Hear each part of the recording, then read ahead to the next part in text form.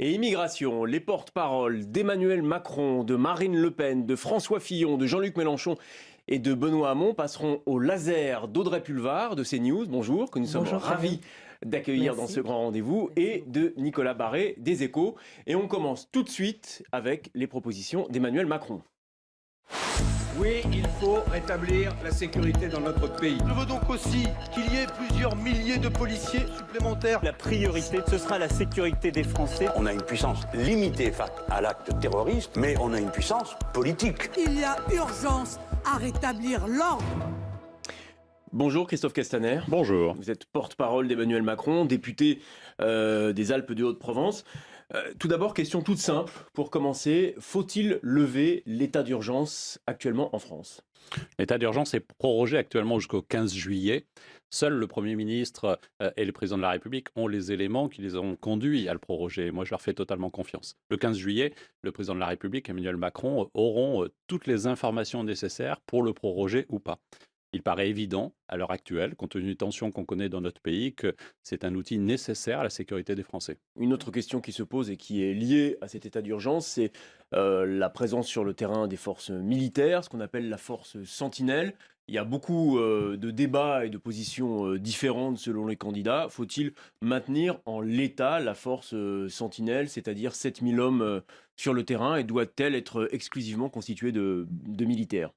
D'abord, un constat, celui que nous avons connu la semaine dernière à Orly, où la force Sentinelle a montré son efficacité en neutralisant ce terroriste qui voulait attenter à la vie de femmes et d'hommes qui étaient à Orly-Ouest ce jour-là. Donc oui, c'est un dispositif qui est efficace, mais c'est un dispositif qui est épuisant pour nos forces armées, et surtout dans la mesure où celles-ci ont été fortement affaiblies depuis ces 15 dernières années.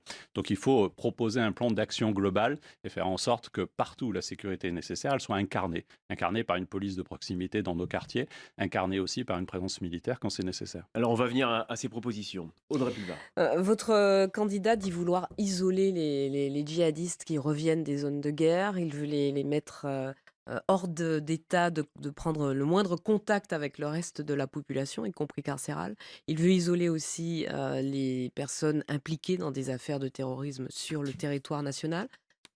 On fait comment? On crée un nouveau Guantanamo, un Guantanamo à la française?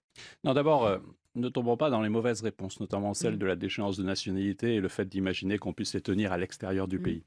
Ces gens-là reviendront s'ils veulent revenir et on ne pourra pas les maintenir à l'écart. Et donc il vaut mieux effectivement, aujourd'hui on a la capacité de les identifier, de les intercepter, de les condamner. Et donc ensuite il y a la question des modalités de cette incarcération. Nous voulons des centres dédiés parce que il n'est pas question de laisser ces personnes-là diffuser leurs mauvaises paroles dans la prison où ils seraient. Ça veut dire que vous Aujourd'hui, les c'est à peu mettez près... entre eux dans des lieux Oui. dédiés. Un jour, ils sortent de prison. On Alors, a- il faut se donner des moyens Ouais. particuliers. Mais d'abord, effectivement, soit des centres dédiés, soit des parties de nos établissements pénitentiaires qui soient fermés par rapport aux autres délinquants qui sont enfermés sur le site. Mais en même temps, il faut les accompagner. Il faut les accompagner parce que ceux qui reviennent, et ils ne sont pas très nombreux, hein, on parle de 200 hommes hein, aujourd'hui qui sont directement concernés par ce dont on parle.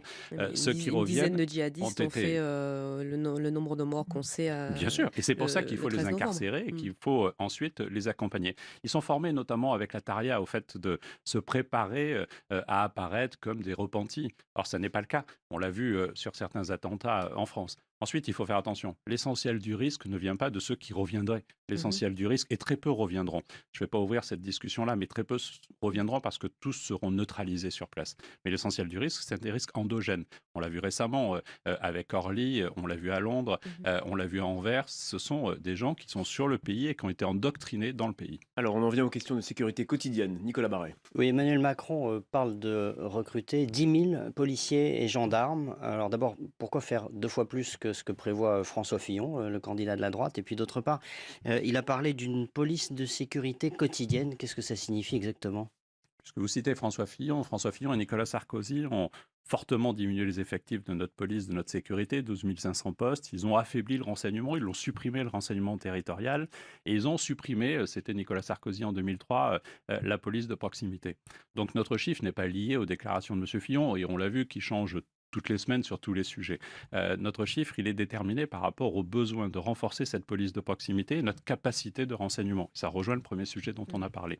Donc la police de proximité, c'est celle qui doit faire du lien, qui doit être proche du terrain, qui doit avoir demain les moyens d'appliquer des sanctions immédiates à toute cette petite délinquance du quotidien qui rend la vie insupportable des Français et qui embolise totalement à la fois le service de la police, à la fois le service de la justice, et donc on va leur donner de nouveaux moyens, comme par exemple la possibilité pour un policier d'interdire de présence sur un lieu, sur des violences conjugales. Aujourd'hui, il faut une procédure judiciaire. Nous voulons donner les moyens à l'enquêteur qui constate des faits qui font l'objet d'une procédure pénale de mettre en œuvre cette interdiction.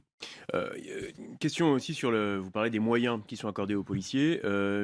Plusieurs candidats proposent que tous les policiers municipaux soient armés. Êtes-vous favorable à l'armement généralisé des polices municipales en France? Non, pas généralisé. Je suis maire et j'ai eu l'objet de discuter de cela avec ma police municipale qui n'est pas armée. Mais il faut qu'elle soit sécurisée, elle doit l'être, et dans certains cas, elle peut être armée. Il n'y a pas de position de principe pour dire qu'il faut une systématisation sur ce sujet. Des polices municipales, vous en avez dans la ruralité, vous en avez dans des zones tendues. Puis on a bien vu aussi les villes qui ont surarmé.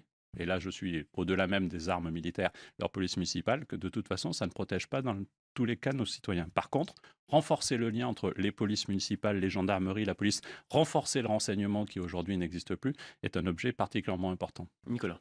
On a très peu entendu Emmanuel Macron sur l'immigration. Est-ce que ça veut dire qu'il considère que la politique actuelle est la bonne et est-ce qu'il est favorable à l'instauration de quotas d'immigration ? Aujourd'hui, 210 000 immigrés viennent chaque année dans notre pays de façon légale et je dirais presque de façon nécessaire pour notre économie. Et donc, il ne s'agit pas de faire de la comptabilité. Emmanuel s'est prononcé sur ce sujet.